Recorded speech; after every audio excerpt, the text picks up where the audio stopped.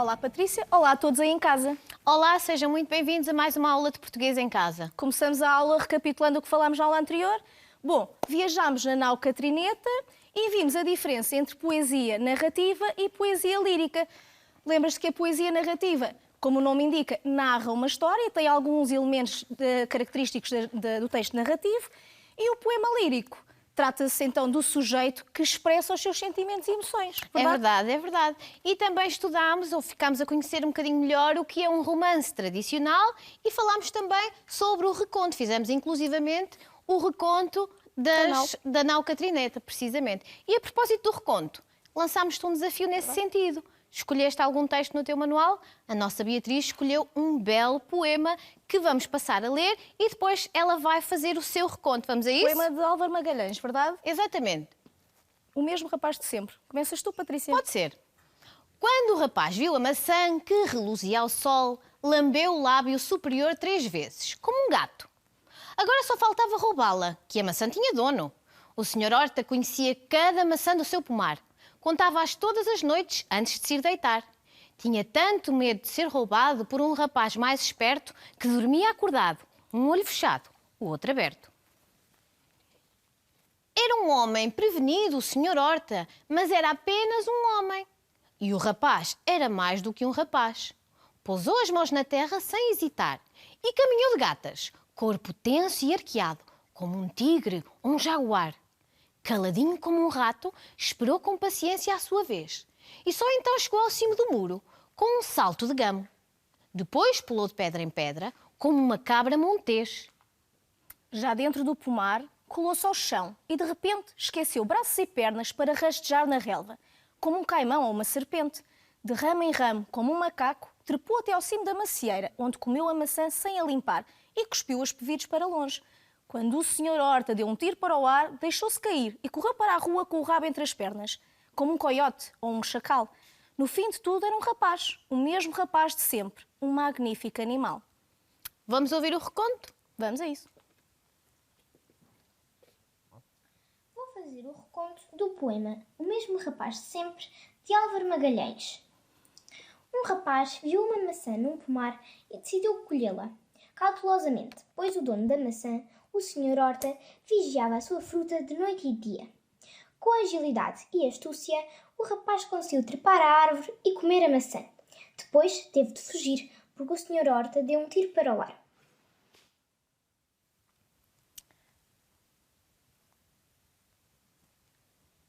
Patrícia, ultimamente temos vindo a falar de figuras da história de Portugal e das suas aventuras. Verdade. Estas descritas através da poesia, mais concretamente em poemas narrativos, foi isso que falámos. Hoje resolvi trazer um poema narrativo desta feita narra as façanhas de um rei português, Dom Dinis. Tu em casa sabias que Dom Dinis tinha o cognome do lavrador, mas também era conhecido como o trovador. Por que será? Patrícia, o que é um trovador? Olha, Marta, um trovador era alguém que compunha poemas e depois os musicava e os cantava na corte, no palácio. E esses trovadores, muitas vezes, faziam, como eu estava a dizer, para além de comporem a canção, faziam cantavam essas canções no palácio. Vamos ouvir um bocadinho de uma canção?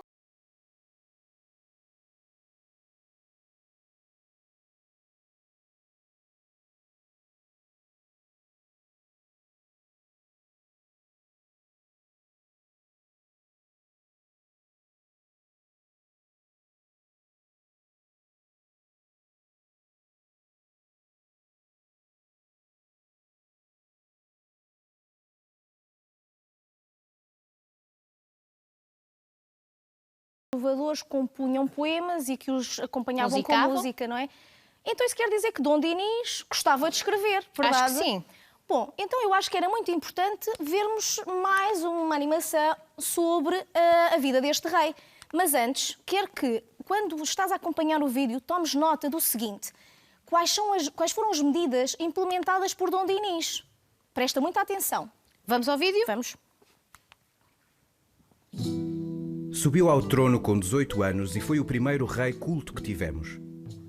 Ao contrário dos reis anteriores, sabia ler e escrever e estima-se que tenha escrito cerca de 130 poemas. para além de ter decretado o português como língua oficial do reino e de ter fundado a Universidade em Lisboa, organizou a Marinha de Guerra e mandou plantar o imponente Pinhal de Leiria. Bom, estiveste atento? Será que sabes quais foram as medidas implementadas por Dom Dinis? Tenho a Vou certeza testar que sim. isso, vou testar isso. Vamos lá ver, muito bem. Fundou a Universidade de Lisboa, em Lisboa. Decretou o português como língua oficial do nosso reino. Organizou a Marinha de Guerra. Mandou ampliar o Pinhal de Leiria, precisamente. Ao contrário do que muitas vezes por aí se diz, não foi ele que mandou plantar o pinhal, foi seu pai, Dom Afonso III. Dom Dinis deu continuidade à obra de Dom Afonso III. Exatamente. Olha, e tu sabias que o Pinhal de Leiria foi muito útil? Porque a madeira lá produzida serviu para construir embarcações destinadas ao comércio externo com o norte da Europa. Podemos até dizer que a matéria-prima proveniente do Pinhal de Leiria serviu para construir as embarcações da expansão marítima. Eu acho que isto é uma obra espetacular, inspiradora até, podemos dizer. É verdade. E já que falas no Pinhal de Leiria, acho que era uma boa ideia hoje estudarmos as naus de Verde Pinho, que falam dos sonhos visionários de Dom Dinis e contam ainda a expansão e a viagem de Bartolomeu Dias. Oh, Patrícia, disseste Verde Pinho. E o que é que significará então a palavra pinho? Eu acho que era muito importante vermos uma animação acerca deste assunto. Concordo. E vou reforçar aquilo que a professora Patrícia acabou de dizer. O Pinhal de Leiria foi mandado ampliar por Dom Dinis, pois este tinha sido mandado plantar por seu pai, Dom Afonso III. É verdade. Está claro, não está? Acho que está claro. Vamos ver a animação? Vamos a isso. O Pinhal de Leiria foi mandado plantar por Dom Dinis para segurar as areias da faixa costeira, evitando que invadissem os terrenos de cultivo.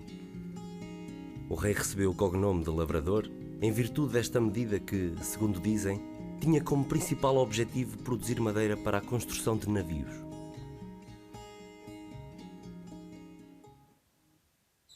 Oh Marta, estamos bastante mais esclarecidos relativamente à importância do Pinhal de Leiria. Sem dúvida. Vamos, por isso, convidar agora os nossos alunos a prestar atenção a um excerto deste poema que vamos analisar hoje e depois vamos colocar-lhes algumas questões acerca do mesmo. Então vamos lá ver primeiro as questões. Identifica as afirmações verdadeiras e as falsas. A obra As Naus de Verde Pinho é um poema narrativo.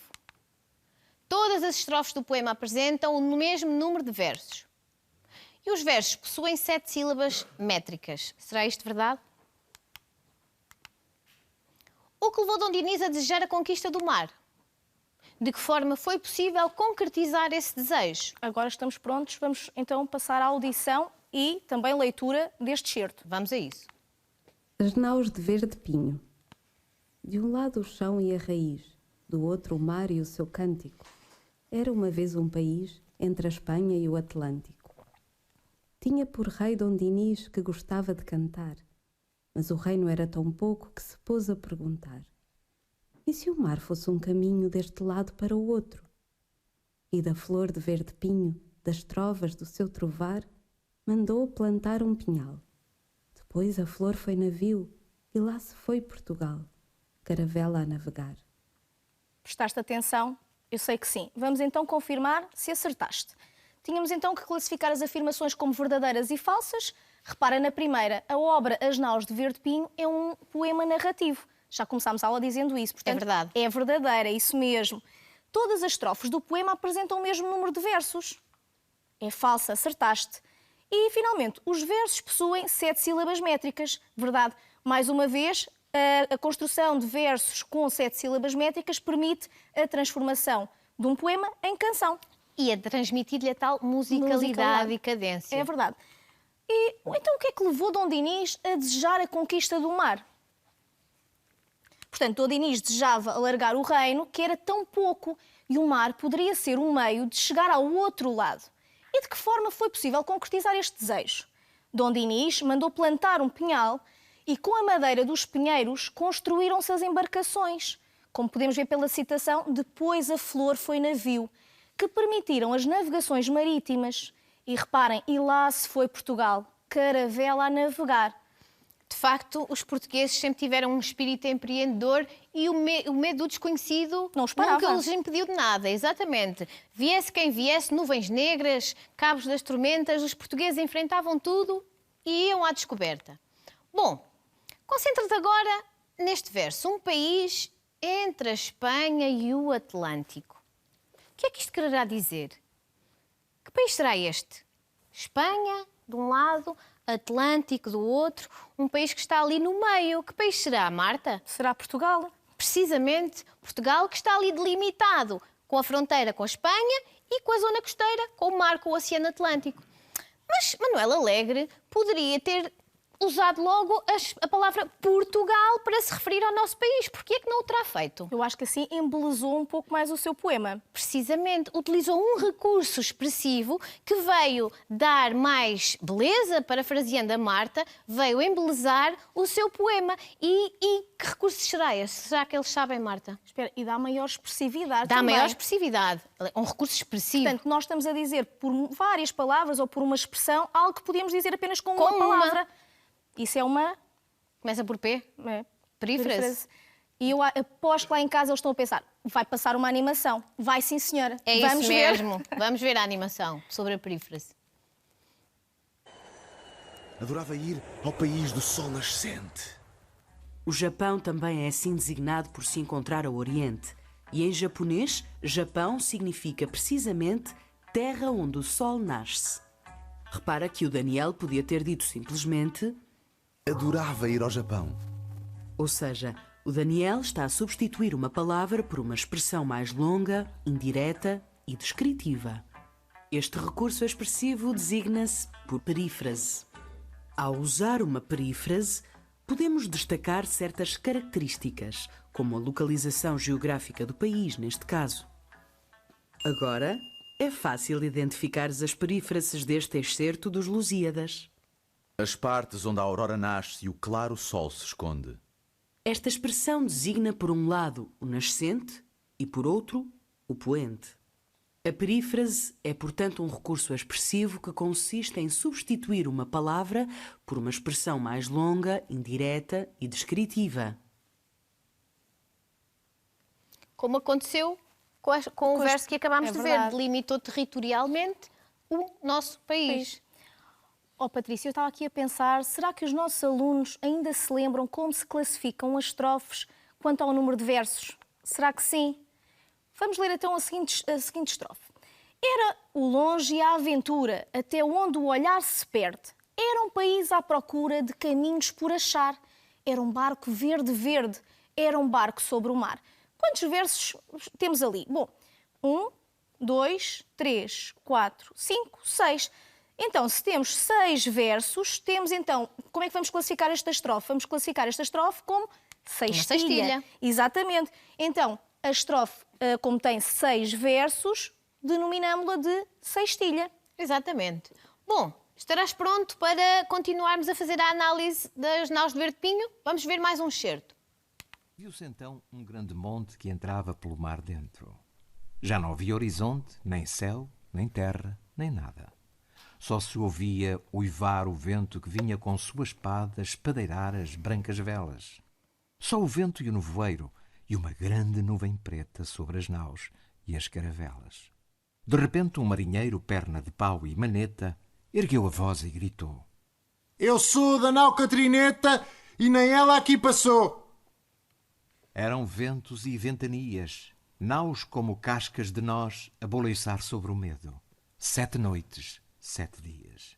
E só se via o penedo, só se ouvia aquela voz do velho sempre a gritar. Vereis a água a ferver! Quem quiser aqui passar no inferno vai arder! E já nem lua nem estrelas, só noite, noite fechada, caravelas, caravelas cercadas de tudo e nada. E de repente, um trovão. E já não era o vento o uivar, era a voz do capitão que se pôs a comandar. Seja a bem ou seja a mal, eu juro que hei de passar porque as naus de Portugal não são naus de recuar. Eu sou Bartolomeu Dias, nada me pode... Calaram-se as ventanias e até as fúrias do mar. só se ouvia resmungar o velho perna de pau. Vais perder-te e naufragar. Ninguém dobra o cabo mau. E enquanto o velho falava, já armada para dentro, onde o mar não é tão bravo, a pouco e pouco avançava. Levada por brando vento, navegava além do cabo. Ouve lá, perna de pau, disse o grande capitão. Já se foi o cabo mau, já se foi a nuvem preta, e não vi nenhum papão, nem me deitei a afogar. A tua nau Catrineta é uma história de inventar. Perna de pau deu um salto e transformou-se em gigante. Aqui tens um novo cabo. Eu sou sono do mar alto e não vais passar adiante. E eu sou marinheiro e abro caminhos de par em par. Já dobrei o cabo mau, vou passar este papão. Ouve lá, perna de pau, eu trago no coração um país a navegar e não há nenhum gigante que me faça recuar. O meu destino é chegar cada vez mais adiante. Nem que fosse Rubicão, mesmo assim eu o passaria. Tu és só uma visão, um cabo de fantasia, não metes medo nenhum. Então o monstro sumiu, inchou e fez pum, como se fosse um balão. E nunca mais ninguém viu aquele perna de pau. Viu-se então um grande monte que entrava pelo mar dentro. Já não havia horizonte, nem céu. Ora bem, reparaste na resiliência, na coragem de Bartolomeu Dias? O papão, o perneta, aquela nuvem negra que o atormentavam e lhe diziam aqui não passarás? Mas a coragem dele, a persistência, a força de ir mais além foram maiores e ele dobrou o cabo. Não se dobrou pelo medo, ele venceu o medo, foi mais além. Estarás preparado para me ajudar a preencher este texto? Vamos lá ver. Preencha os espaços com as palavras apresentadas abaixo de acordo com o sentido do texto. Então vamos lá. Os marinheiros enfrentam ventanias e as fúrias do mar. Uma personagem tenta convencer Bartolomeu Dias a desistir da viagem, dizendo-lhe que irá perder-se e naufragar. Mas isso aconteceu? Não. O marinheiro, perna de pau e maneta, transforma-se num gigante, precisamente. Esta personagem representa o medo do... Ainda agora falámos disso. Desconhecido.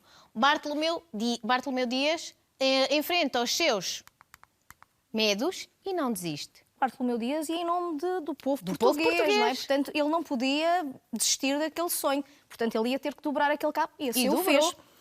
Temos mais um certo, verdade, Patrícia? Verdade. Vou ler este convosco. E as naus seguiram em frente, sempre a navegar, para além da linha azul que há no muito imaginar. De ilha em ilha e onda em onda, viram que a terra é redonda e que o mar não é medonho. Caravelas, feitas de trova e de sonho, cascas de nós pequeninas, levavam nas brancas velas o pendão das 5 quinas. Reparem aqui neste verso, sempre a navegar. Vem reforçar aquilo que acabámos de dizer.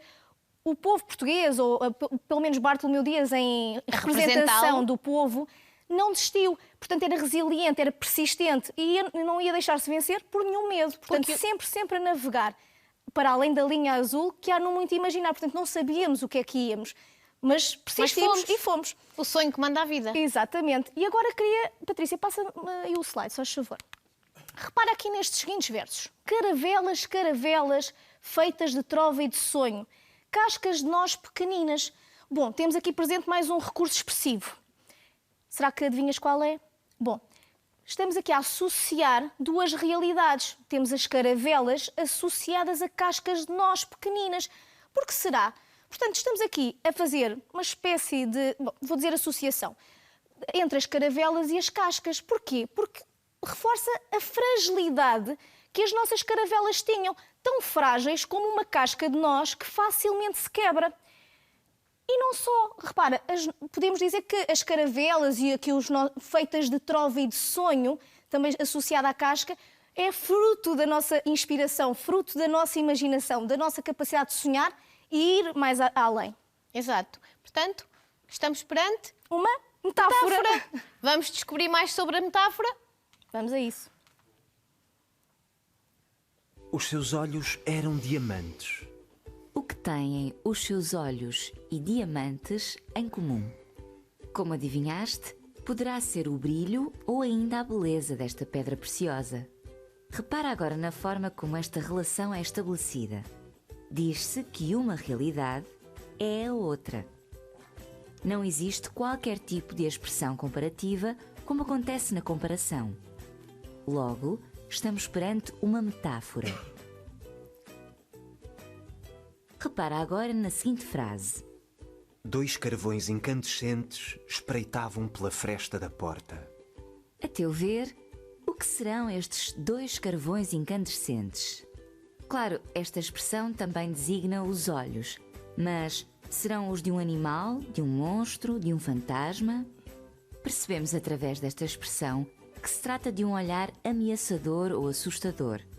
No entanto, nesta frase, a palavra olhos nem sequer é mencionada. Esta relação de sentido é implícita, podendo ser deduzida através do contexto. Nesta frase, também temos uma metáfora, pois uma realidade é substituída por outra pelo facto de existirem semelhanças entre estas. Oh Marta, de facto, falamos de caravelas, falamos de expansão marítima e isso só me faz ficar ainda mais orgulhosa de ser portuguesa. Porque os portugueses nunca tiveram medo de enfrentar o que quer que fosse. Os perigos do mar, as fragilidades das suas naus, que eram como cascas de nozes, que eram abalroadas e naufragavam facilmente numa tempestade do mar. Mas isso não os deitou abaixo, não os fez desistir e fez-los sempre querer encontrar novos mundos. E isso ajudou à sua globalização. Conhecemos novos povos, novas culturas, novas gentes e crescemos, porque ao contactar com novas realidades, vamos aprender com elas, vamos dar de nós, mas vamos receber muito da parte dessas novas realidades e isso ajuda-nos a crescer e a ver o mundo com outros olhos. A propósito de globalização... Vamos ver um vídeo. Vamos ver um vídeo muito pertinente a esse respeito. Mas presta atenção, temos umas perguntas logo de seguida. Sempre, há sempre um desafio. Vivemos na era da globalização. E tudo começou há cerca de 600 anos, graças a 3 caravelas portuguesas. Em 1486, Bartolomeu Dias recebeu do rei Dom João II a missão de descobrir a passagem que ligava os oceanos Atlântico e Índico. Depois de longos meses no mar, uma tempestade furiosa levou a expedição a afastar-se da costa. Durante 13 dias, as caravelas andaram à deriva e quando os marinheiros voltaram a ver terra firme, já tinham dobrado o tão desejado Cabo das Tormentas e entrado no Oceano Índico. Tinham vencido o gigante Adamastor dos seus medos e o cabo passou a ser o da Boa Esperança. Estiveste atento? Eu sei que sim. Então vais ajudar-me a descobrir um erro em cada uma destas afirmações. Vamos lá. A globalização começou há cerca de... não era 500 anos, mas sim 600 anos, certíssimo. Dom João II encarregou Bartolomeu Dias de descobrir a passagem que ligava os oceanos. Pacífico? Não, Atlântico e Índico. Após vários meses no mar, as caravelas foram afastadas da costa por uma baleia branca. Não parece. Por uma tempestade, verdade, andando à deriva durante 13 dias. Quando os marinheiros voltaram a ver terra firme, já tinham dobrado o tão desejado Cabo das Ilhas do Sul. Que cabo é este? Disparate. Cabo das Tormentas, isso mesmo. E entrado no Oceano Índico. O cabo passou a chamar-se Cabo da Boa Esperança, pois os marinheiros deixaram de temê-lo e havia a esperança de alcançar a Índia por via marítima, exatamente. Muito bem. Olha, Marta, estava aqui a pensar neste verso que ficou na minha cabeça. Verso retirado da obra. Retirado da obra. Dom Dinis mandou plantar um pinhal. Mas a propósito de pinhal, nós podíamos falar, pinhal de Leiria, nós podíamos falar muito sobre pinhal. Podíamos escrever até um texto informativo acerca deste assunto. Tínhamos muito para falar, certamente. Muito, teríamos pano para mangas. Mas a dúvida é, como é que eu escrevo um texto informativo? Vamos descobrir. Quais são as regras? Vamos conhecê-las. No texto expositivo ou informativo, explana-se um assunto, desenvolve-se um tema. São exemplos de textos expositivos ou informativos aqueles em que se descreve uma descoberta científica, se faz a caracterização de um animal ou de uma planta, se apresenta a biografia de uma pessoa célebre. O texto expositivo ou informativo divide-se normalmente em 3 partes: introdução, desenvolvimento e conclusão. As perguntas seguintes ajudam-te a organizar a informação de um texto expositivo ou informativo. Introdução. De que tema trata o texto? Desenvolvimento. Primeiro parágrafo. Que aspectos são tratados? Que frase resume a ideia principal deste parágrafo? Segundo parágrafo. Que aspectos são tratados? Que frase resume a ideia principal deste parágrafo? Terceiro parágrafo. Que aspectos são tratados? Que frase resume a ideia principal deste parágrafo? Conclusão. No fim do texto, que frase resume a ideia principal? As características do texto expositivo ou informativo são as seguintes: linguagem clara, objetiva, uso dos verbos no modo indicativo, omissão de opiniões pessoais. Bom, como acabámos de ver, há regras a respeitar e há uma estrutura também definida. Portanto, temos, como vimos no vídeo, introdução, desenvolvimento e conclusão. E temos algumas características muito específicas do texto informativo, nomeadamente a abundância de nomes, os verbos utilizados predominantemente no presente indicativo, o recurso à terceira pessoa e a utilização de vocabulário técnico específico e objetivo. E agora que já dominas as características do texto informativo expositivo, trouxemos aqui um exemplo para que possas ver connosco como é que poderíamos elaborar um. Vamos vê-lo? Então, o Pinhal de Leiria fica a norte da cidade de Leiria e é uma das maiores áreas florestais da região centro do nosso país. Aqui temos precisamente, introdução. Pensa-se que terá sido Dom Afonso III a ordenar a sua plantação, mas é em Dom Dinis que pensamos sempre que ouvimos falar deste pinhal. Porquê? Porque foi no reinado de Dom Dinis que houve um aumento da sua plantação, em especial a plantação do pinheiro bravo com sementes que terão vindo de França. O pinhal serviu para fixar a areia das dunas e, assim, evitar que os ventos vindos do mar, carregados de sal, pudessem estragar as culturas dos camponeses daquela região. Estamos aqui a fazer o quê? A desenvolver o texto. Repara na presença dos verbos no presente do indicativo na terceira pessoa. Quando mais tarde os portugueses se lançaram à aventura dos descobrimentos, usaram muita da madeira do pinhal de Leiria para a construção dos navios.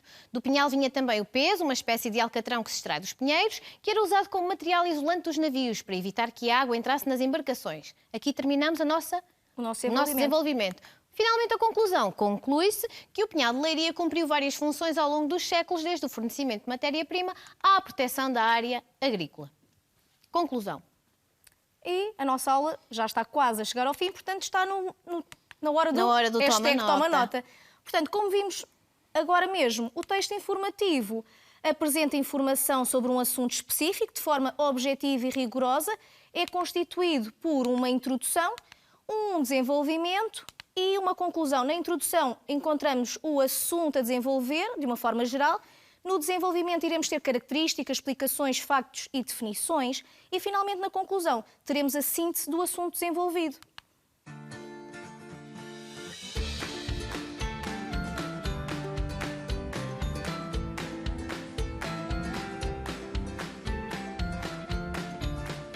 Bom, na nossa aula de hoje também falámos sobre as características do texto expositivo e vimos que ele tem abundância de nomes, os verbos predominam no presente do indicativo, recorre muitas vezes à terceira pessoa e utiliza vocabulário técnico, específico e objetivo.